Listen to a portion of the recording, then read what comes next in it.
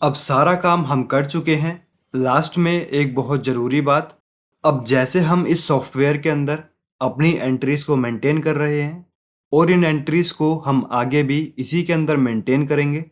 बात आती है जो हम डेटा मेंटेन कर रहे हैं उसकी सेफ्टी की। यहाँ पर सेफ्टी का मतलब ये नहीं है कि हमारा डेटा कोई और एक्सेस करेगा। सेफ्टी का मतलब है कि मान लेते हैं कि हम डेटा मेंटेन कर रहे हैं, अगले दिन हम अपने कंप्यूटर या लैपटॉप को ओपन करते हैं, हमको पता लगता है कि जो हमारा कंप्यूटर है या लैपटॉप है वो करप्ट हो चुका है या उसके अंदर वायरस आ गया है।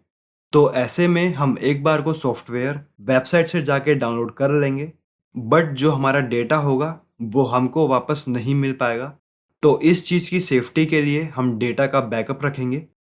तो डेटा का बैकअप लेने के लिए हम यहाँ पर आ जाएंगे, कंपनी के ऊपर हम क्लिक करेंगे, कंपनी को यहाँ से हम क्लोज कर देंगे। अब यहाँ पर हमको ऑप्शन मिलेगा सेट डेटा डायरेक्टरी, इसके ऊपर हम क्लिक करेंगे। ये हमारे डेटा की लोकेशन आ रही है, इसको हम सेलेक्ट करेंगे, राइट क्लिक करेंगे और इसको हम कॉपी कर लेंगे।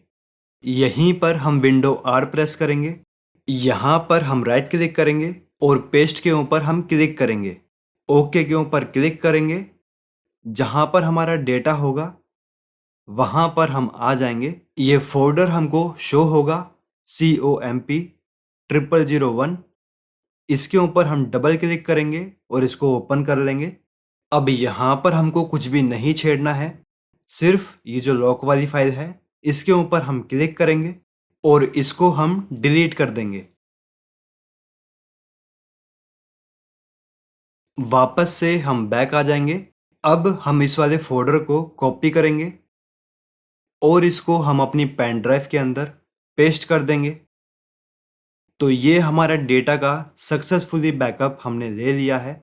अब डेटा का बैकअप हम चाहें तो हफ्ते में एक बार या महीने में एक बार ले सकते हैं। ये चीज़ आपके डेटा के ऊपर डिपेंड करेगी।